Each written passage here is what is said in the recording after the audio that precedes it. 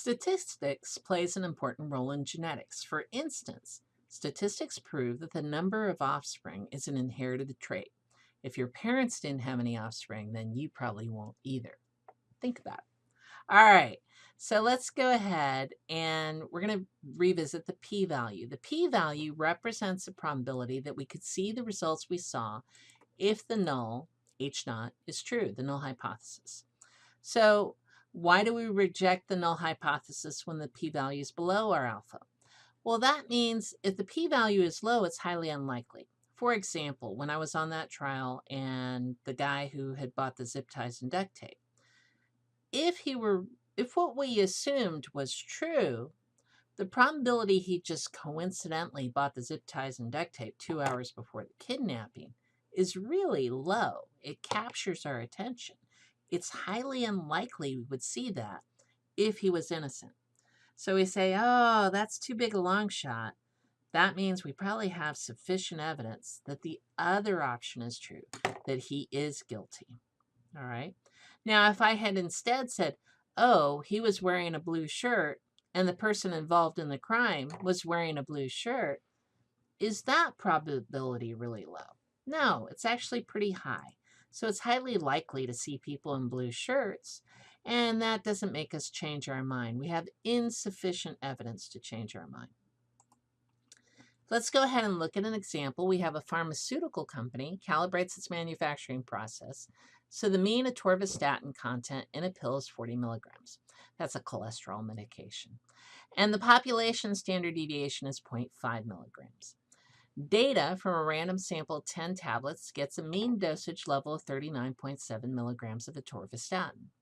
They test the idea that the sample is different than the specified level of 40 milligrams and get a p-value of 0.058. What are our null and alternate hypotheses? Well, our null hypothesis is that we should assume the machine is working. There's no reason to assume that it's not. Our alternate is, oh, it's not really giving us 40 milligrams. So I've already calculated the p-value for you. Since it's different, this is what's called a two-sided two-tailed test. And the probability, don't worry about how I got it, the p-value is 0.058.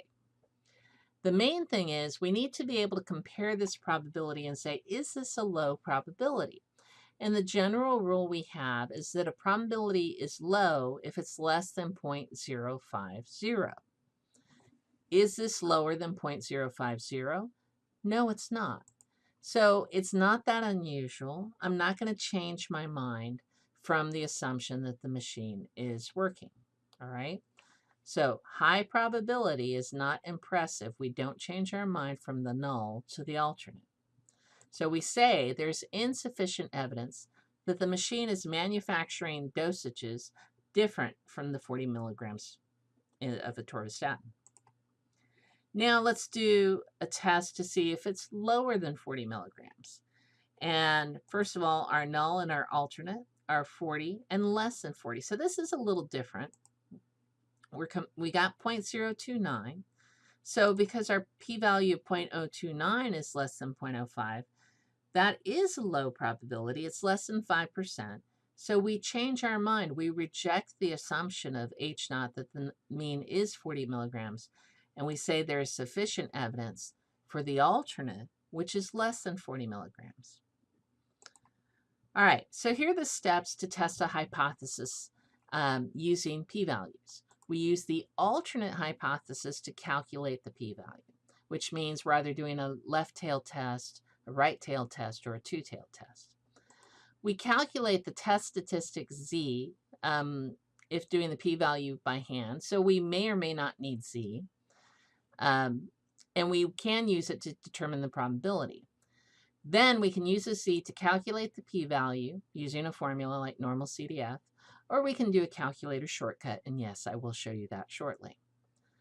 Then we're going to compare this probability to the significance level, which is alpha. If alpha is not given, use alpha as 0.05.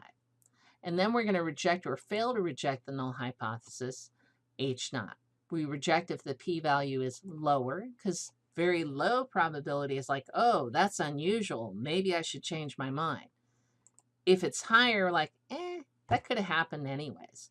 So we're not so impressed. And then if it's low, we determine there is sufficient evidence for the alternate. If it's not low, if it's higher, then there's insufficient evidence. And it's always about the alternate hypothesis. Evidence is only for the alternate, not for your null. We don't gather evidence that people are innocent. We try to gather evidence to show people are guilty. We assume they're innocent, which is why we're trying to see if it's worth it to change our mind or not, if we have sufficient evidence. All right.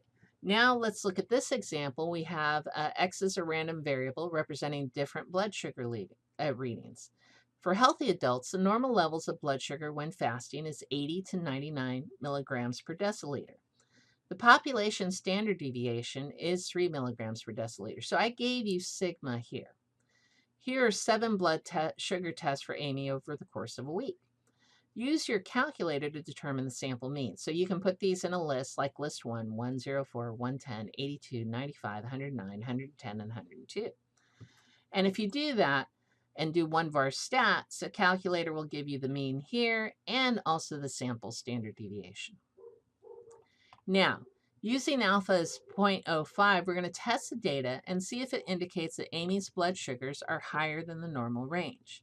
So first of all, what is the significance level? It is whatever alpha is. So it's 0.05. What are the null? Well, the null is that her blood sugar is normal. We'll say it's 99. The alternate is that it's higher than 99. In this case, are we going to use a left-tailed, a right-tailed, or a two-tailed? Left-tailed would be if we're looking at this area. Right-tailed would be this area. Two-tailed is both. Well, we were looking at the mean being greater than 99, so that's on the right. So it's a right-tailed test. So what sampling distribution will we use? We're going to use a normal distribution since we know sigma, and it's for an average. So it's very important. If you know the population standard deviation, that means you're using the normal distribution. Now, what is the value for our test statistic? Our formula is z equals x bar from our sample minus mu over sigma for our average. Now, since we're doing an average of 7, I'm going to take my old standard deviation of 3 and divide it by the square root of the sample size, which is 7. And I get 1.134. Remember, for averages, our standard deviation is going to tighten up. So that number will now be smaller than our original number of 3. Now I'm going to substitute in for z, 101.71 minus 99, and divided by 1.134, and I get 2.39. So what is the p-value? It's a probability z is greater than 2.39, which is normal CDF at 2.39 to 1,000. Don't need that twice, but okay. And I get 0.0083. Is that a low probability? It's a very low probability. This seems a little high on average. In fact, we can argue that the probability over here is 0.008. So since it is so low, we reject the null hypothesis. We say there's sufficient evidence for the alternative hypothesis that her blood sugar is above the normal range. Now, how to do this on your calculator. So nice thing is your calculator will do most of the work for you. First, if you're doing data, now this is from a list of data, enter the data in the list, usually list 1, by pressing stat, then edit. Then press stat and scroll over to test to get to the test menu. Select this first one. In this unit, we're only going over 3 tests. Number 1, number 2 here, which is a t-test, and also number 5, which is a 1-prop-z test. So these are the 3 tests we're going to be talking about. Make sure that once you pick one z-test, which is what we're doing today, make sure data is highlighted and press enter. For your mean, you're not going to put the sample mean. You're going to put in the hypothesized value, and we were comparing to 99. For sigma, you put in the population standard deviation.